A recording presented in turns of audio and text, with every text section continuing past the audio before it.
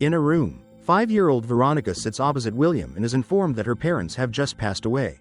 Veronica remains remarkably calm. William, surprised and wanting to test her further, gives her a piece of paper with a maze diagram. Veronica easily completes the puzzle on her first try. She remembers the entire memory test, including the exact locations and distances within her house. She is a perfect child in William's eyes. He tells Veronica she will be participating in a training course to create special individuals capable of completing missions. Veronica asks what the mission is and how William obtained it, to which he explains that a villain murdered his wife and child. At the end of their conversation, Veronica asks if she can have ice cream. 12 years later, Veronica is still undergoing training. She and William go to a lake, and he makes her walk barefoot on the rocks. That's for training her to run through the forest in chases without shoes. He also advised against fighting in the water, as she would be at a disadvantage. Veronica wondered why she wasn't allowed to use a gun. William gave an example, telling Veronica to shoot him, but the gun was completely useless without bullets. So Veronica needed to practice more fighting skills besides shooting. William then left, forcing Veronica to run home before dark. At a diner in town, 4 young men, Jameson, Danny, Shane, and Nelson, along with Shane's girlfriend, Jennifer, were gathered together. The group leader, Jameson, was very fond of blonde girls. Jameson immediately approached her and asked for her number. Her name was Gwen. Back with William and Veronica, he wanted her to resist his chokehold, but she wasn't strong enough. The two then switched places, and William instructed Veronica to use all her strength until he lost consciousness, which she did. Veronica, frightened, tried to wake William. When he woke up, he was surprised by the strength of a young woman like Veronica. The training continued. Meanwhile, the 4 young men had arranged a meeting with Gwen and lured her into the woods. They then pursued their prey, dressed in elegant clothes and hunting like gentlemen. Despite Gwen's pleas for mercy, they mercilessly murdered her. The scene then shifts to Veronica, as she and William arrive at a bar for combat training. William instructs her to approach a man in a sweater and apply her learned skills. With her beautiful appearance, Veronica easily lures him into the restroom. Taking advantage of his vulnerability, she strangles him until he passes out. William was extremely pleased, then woke the man up.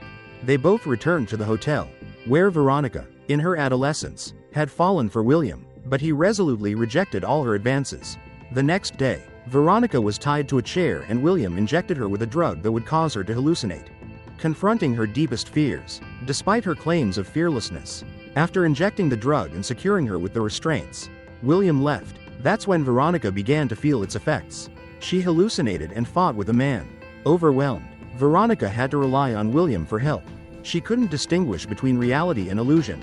She found herself tied to a table, and William approached, calling her a failure. He then immediately stabbed her in the heart, at which point Veronica was suddenly awakened. Everything she had seen so far had been a hallucination. William inquired about Veronica's hallucinations, and she revealed that she feared failure during the mission. Curious about the hallucinations, Veronica asked if William would kill her if she actually failed. He refused to answer, only mentioning that Veronica must always remain calm and composed in all situations. And now she would undergo her final test. William and Veronica arrived at a diner in town, stating that this would be her next target. They watched Jameson's group from their car, and William revealed that they had murdered at least 10 blonde girls. When the psychopaths left, leaving only Jennifer there, Veronica began her plan. She approached Jenny and noticed she was very upset, still unable to understand where her boyfriend Shane and his group were going late at night. She described them as a pack of wolves, but showing signs of estrangement. This was exactly what Veronica wanted to hear, as it allowed her to find a way to divide them, making it easier for Veronica to handle the situation. Once the food Veronica ordered was ready, she left, not forgetting to comfort Jennifer, telling her to live today as if tomorrow she would die, to leave Shane before it was too late. Jenny was very happy to hear these words and thanked Veronica. In the car, the girl reported to William that the group of 4 young men showed signs of breaking up, and asked when they would start. William told Veronica that she had to complete this final test alone. A few days later, Jameson went to a diner and was immediately attracted by Veronica's beautiful appearance. The cool young man approached to talk to her. Veronica pretended that she had just arrived in town and didn't know anyone. So Jameson invited her to his place at 8 p.m. on Saturday, and then he would take her to a more interesting world. Veronica, with an innocent expression, readily agreed.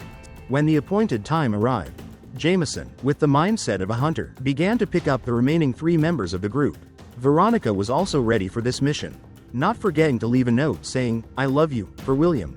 Jennifer was with Shane. She was sad because he was still getting ready to go out with his close friends on Saturday night. Since Jameson had arrived, Shane said goodbye to his girlfriend. Meanwhile, Nelson had just finished dinner with his mother when he heard the car horn. Nelson kissed his mother goodbye and grabbed his baseball bat before getting into Jameson's car. The last one was Danny. Incredibly excited, dancing before the hunt. His weapon was an axe. They arrived at the meeting place and met Veronica there. Dressed in tuxedos, they pretended to be gentlemanly to flirt with her and lure her into the car. On the way, Veronica asked if there were other girls at the meeting point, and Jameson confirmed that there were. Then they started causing trouble, with Nelson sticking himself out the window and swinging the baseball bat to smash road signs or mailboxes. These things delighted the young men, and they handed the bat to Veronica, saying it was her turn. Playing the role of the weak girl, Veronica missed the first attempt, then pretended to be lucky and succeeded on the next try. Jameson was amused by her this time, so he told the other 3 young men to keep Veronica around a little longer. They all ran into the woods and got out of the car. Then they led the girl further inside. The 5 of them sat down on the chairs that had been prepared. Then Danny said they would play a game, Truth and Dare, but first, Veronica had a gift for them, a bottle of wine. In reality, she had drugged it with hallucinogenic drugs. Drugs that would make them confront their greatest fears. Everyone drank except Jameson. This game of Truth and Dare had a slight variation. Players chose a challenge from a bag Danny gave them and chose whether to say Truth and Dare. But if a player chose the same challenge twice, there was no other choice but to do it. Jameson was the first player. After drawing a challenge, he chose to tell the truth. Veronica asked what the worst thing Jameson had ever done was. The arrogant young man said it was the first time he had hunted a rabbit. Jameson shot the rabbit in the leg, and his father ordered him to kill it with a knife. But Jameson failed because he accidentally looked into the rabbit's eyes. The unfortunate thing is that the rabbit died a painful and slow death from blood loss. It was revealed that Jameson would now kill his prey immediately whenever he had the chance. The next player was Veronica, who drew a lot and chose Truth. Jameson asked the same question, and she revealed that she had had the opportunity to save someone's life but couldn't. Danny asked for more details, but Veronica refused to answer, instead taking out a drink as a challenge. Nelson chose a challenge, which required him to kill something. So Nelson picked up a worm from the ground and ate it. While Veronica looked utterly disgusted, the game continued, and Veronica drew a challenge twice, being tied up. Jameson used Nelson's belt to tie her up. He then drew another challenge and chose to tell the truth.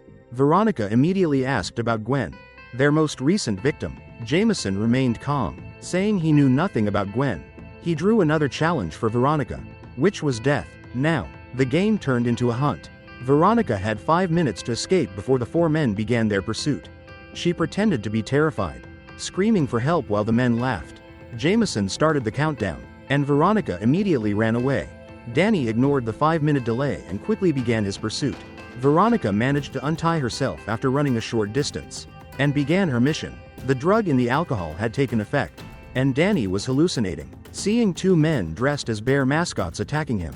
In reality, the person in front of him was Veronica, who easily dodged Danny's axe swings. Once she seized the weapon, Danny was finished off with an axe blow to the chest. Veronica then took his shoes and began hunting her next target. Nelson. Like Danny, he was now experiencing hallucinations, surrounded by many masked figures, causing Nelson to panic and call for his mother for help. Veronica was constantly appearing and disappearing, attacking him. After subduing him, Veronica used a rock to finish Nelson off. The last hallucination he saw was of him kissing his own mother.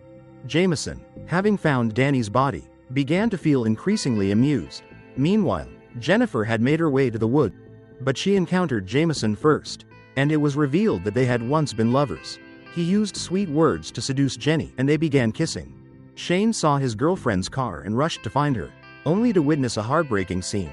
The 2 close friends got into a fight, and Jameson said that people like them couldn't possibly love, advising Shane not to run away from his true self anymore. At this point, Jameson told Jennifer the whole story, how they had hunted and murdered blonde girls. He then pointed a gun at Jennifer because she knew all about their crimes. But Shane blocked his way and unexpectedly knocked Jameson unconscious. It seemed he would run away with Jennifer, but instead, he turned and strangled her. And then, Everything that had happened so far was just a hallucination for Shane.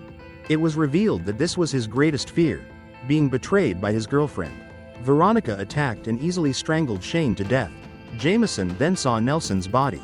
He followed the trail and found Veronica by the lake, adjusting her dislocated nose after her encounter with Shane. Jameson praised her actions and suggested they sit down and talk.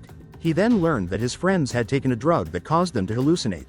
Jameson revealed that he had murdered a total of 21 people, including Veronica. She laughed and claimed that Jameson had slept with Jennifer many times before.